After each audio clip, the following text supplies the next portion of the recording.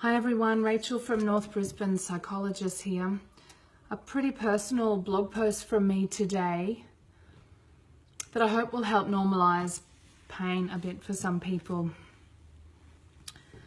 It's coming up to the time of year where I remember something that happened to me 20 years ago. In a few days, it'll be the date that I was sexually assaulted in 1998 by an ex-boyfriend who was an ex-boyfriend at the time. And, you know, I can talk to you about it today in a fairly matter-of-fact sort of a way.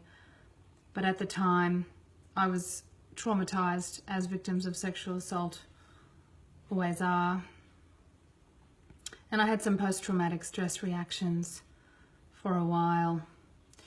And a couple of good counsellors at various points. And the reason I want to share this with you today, and I've been reading about the Brock Turner case, the man in America who assaulted an unconscious woman behind a dumpster and just got out of jail after 3 months.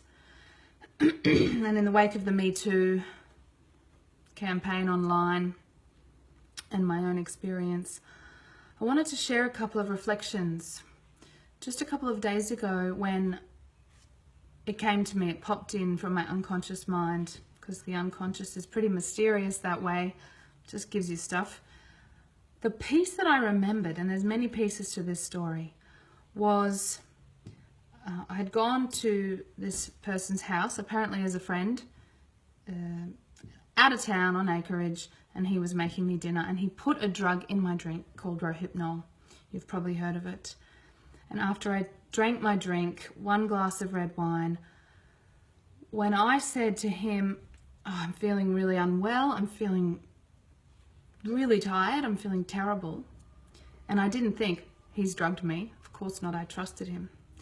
His response, that's what I remembered, his response of surprise and innocence, like, oh, that's weird.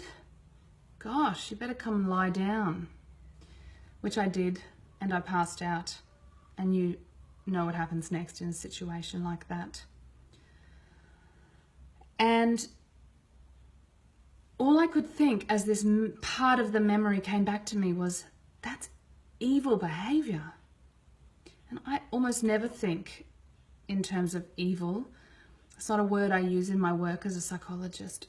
But in that moment, as I remembered his reaction to my tiredness, which was caused by the stupefying drug that he had administered to me deceitfully, that was the only word I had for it.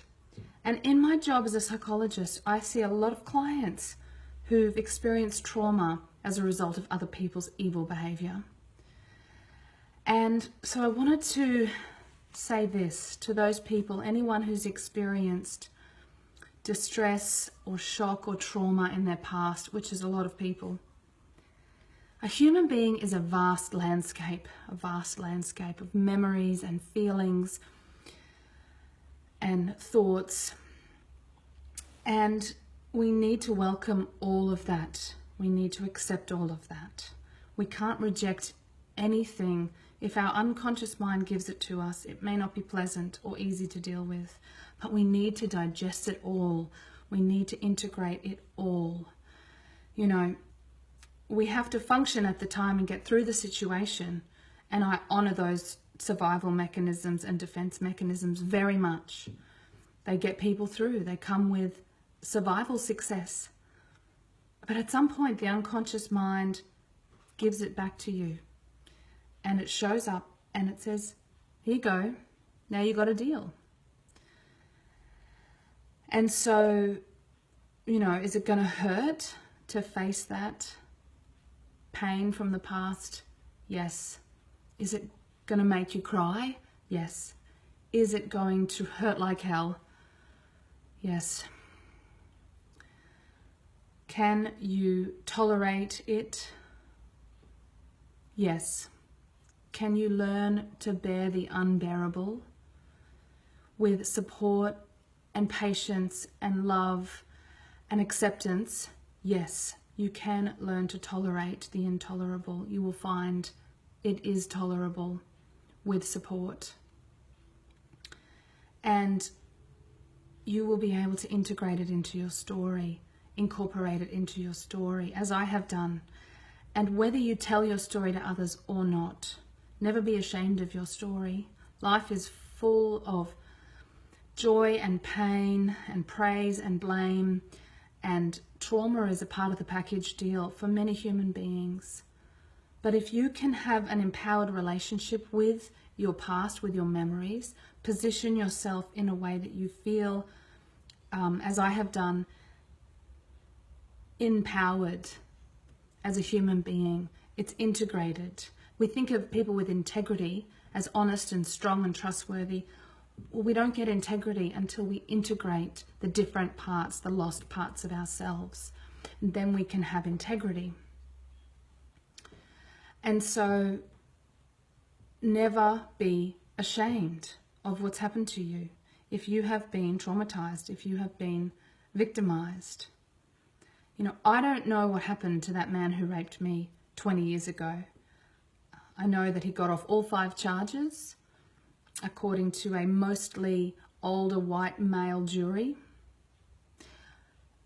After that, as you won't be surprised to hear, we lost contact. But wherever he is, I hope that he has owned his story. Because if we don't own our story, it owns us.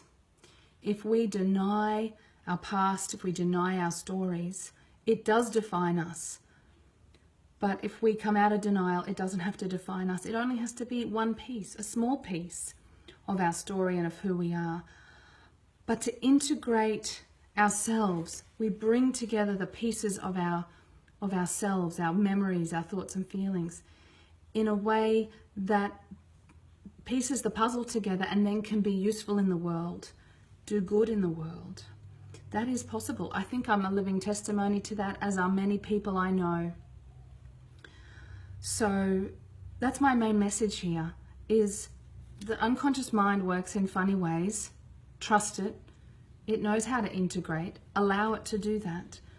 Grieve the unmet needs, the painful memories, the lost aspects of your past.